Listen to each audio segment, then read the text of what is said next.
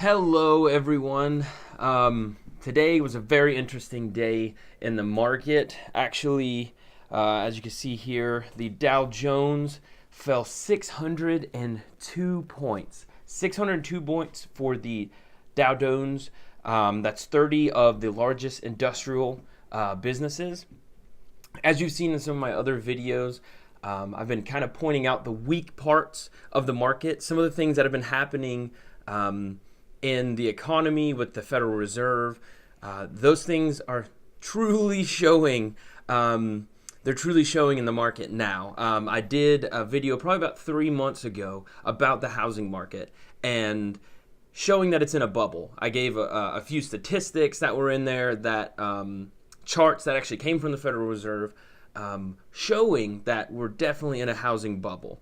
So when you see that the Dow Jones Industrial Average falls 602 points, which is 2.32%, think building, think infrastructure. When it comes to construction, think of that the building industry. Okay, took a huge hit today.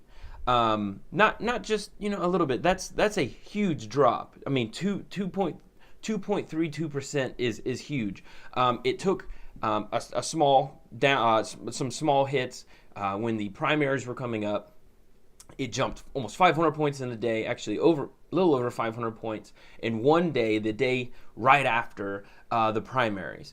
After that election, we've seen nothing but downhill. So I believe it's actually dropped about 800 something points since then. So it's lost all of that and then some.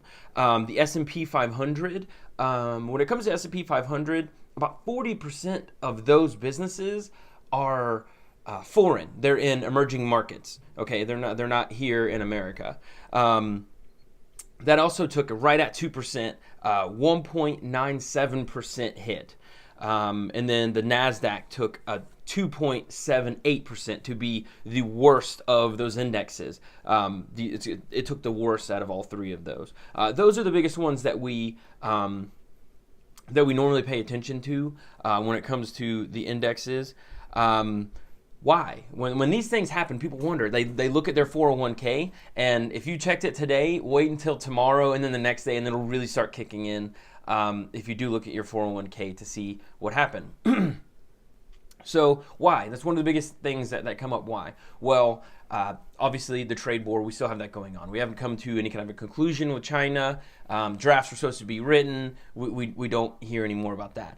Another thing, obviously coming from China as well. Let's see here. Where is it? Okay. Yes, a popular Apple analyst just cut his iPhone XR shipment estimates by 30 million units. Why would they do something like that if the economy is doing so well? If this economy is so strong, why would they be cutting by 30 million units? Once again, coming from China. Could the tariffs have something to do with it? Sure. Or could it be that they're expecting a slowdown, that they're not selling as much as they would? They have been having. So Apple, this is kind of a head fake if you think about it. Apple has been having pretty good profits. Their last quarterly numbers came out, and they did pretty well. They actually did pretty well. Is it a head fake when it comes down to it because their product is so expensive? Have they been missing the mark on other things? Well, this kind of shows that they're expecting to miss a mark because they're not trying to put money in over and over and over when they think the economy could be slowing down. It's very interesting. I wanted to point out another article here that's also, this is CNBC. And they point out some really interesting things in this article. It's an article by Jeff Cox at CNBC.com. It's actually pretty interesting. It says, the reasons for investors to be pessimistic are beginning to pile up just as quickly as the market has been sliding down. We've been seeing over and over declines, big movements, the volatility. So volatility has a lot to do with this. It's been going up a lot, been going down a lot. It's a big deal. The volatility index has been so high, very high in comparison to what it normally is, showing that there is a problem. when these kind of numbers shift like this, there is showing that there isn't a lot of confidence in this market. Remember, the stock market is not truly a gauge for the economy. Okay, yes, GDP, would be one as well, but there are so many different gauges to explain because each thing could once again be a head fake. The last GDP numbers that came out, we said that they said that it was up, like over 4% or something like that. They said it could never be done again, but also we were just about to put tariffs in against China. What if the soybean manufacturers? What if they were buying more because they knew that they're going to be losing profit? It was going up by 10% or whatnot. I mean, wouldn't that make total sense? Yes, it would. When something else that they really go into, talk about, obviously October was a huge bust for the market. I mean, it was very volatile, tons of money that has been going down. One of the scariest things is that these tech stocks are already in bear markets, right? Oil is now in a bear market, which means it's seen a steady 20% decrease. All of your big tech stocks that are completely overvalued are showing that they're overvalued. Now we're starting to see how many other stocks are overvalued. Okay, now oil's been in a bearish market. That's definitely hurting the economy. Think of it this way. They're saying, oh, well, we're just making a lot. There's a high surplus. Is it that we're making too much oil, or is it that we're not using enough because the economy is not as strong as Trump would like to think, or everyone keeps saying that it is?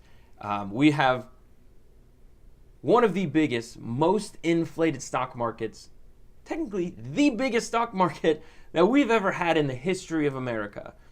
One of the biggest of all time. Actually the biggest of all time.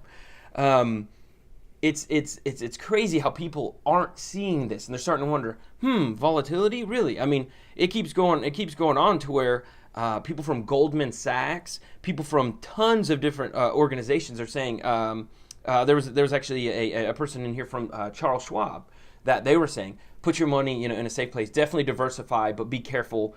Try to hedge against risk the best that you can. Not to don't put your eggs in one basket. These are big organizations that are seeing that this volatility is real. It's meaningful. It's so meaningful that it's starting to scare people. I guess I can close this out with pretty much saying, I'm not saying that this is.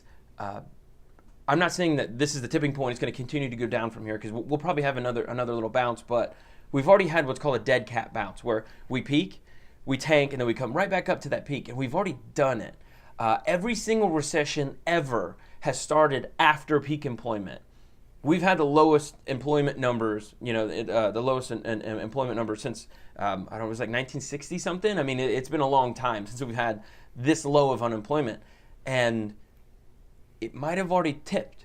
I'm saying that there's a bubble. I'm not saying that the recession is already here. I'm saying that it could be, and that you should look out. Definitely if you have a 401k, put it in something that's less risky. That's what I would do. You could take that for with a grain of salt, but I can tell you right now that people are losing money very quickly with a 600-point drop in the Dow Jones if their 401k had anything to do with this index or any of the 30 largest industrial companies in the United States. And normally they're pretty well linked. The housing market is going down. California, the Canadian housing market has already seen big drops. I'm telling you that it is a bubble. I'm telling you that to look out for it. And I do believe that within the next few months, we're going to be seeing a lot more of what we saw today, which is a lot of volatility, big losses. I don't know if we're going to be getting as many gains as we would, because once again, this is another huge loss. And I truly feel that people are going to start seeing that, and they're going to start being safe. The US dollar is very strong right now in comparison, and a lot of people are doing that. Gold's actually going down because people are flooding to the dollar. Once this market truly does show that it is a bear market, which I think we're going to be seeing a bear market, which is a 20% total decrease of the stock market. I think we're going to be seeing that pretty soon. That really kind of tips the hat on showing that we are in a recession. But yeah, so this is from CNBC, and if you look at the bottom, I'm gonna have a link to this so you can read it yourself. There are a lot of people who are thinking the way that I've been thinking for a while, and they're starting to come around. So once again, thank you so much for watching. Please hit a like. If you enjoyed this video, please subscribe and hit the notification bell so that every week I'm going to be doing more of these, picking out some of the articles that are really meaningful to what's been going on, and I'm going to keep you guys up to date. Some of it's kind of hard to understand, but I'm going to try to break it down as easy as I can. So thank you guys for watching, and we'll talk to you soon.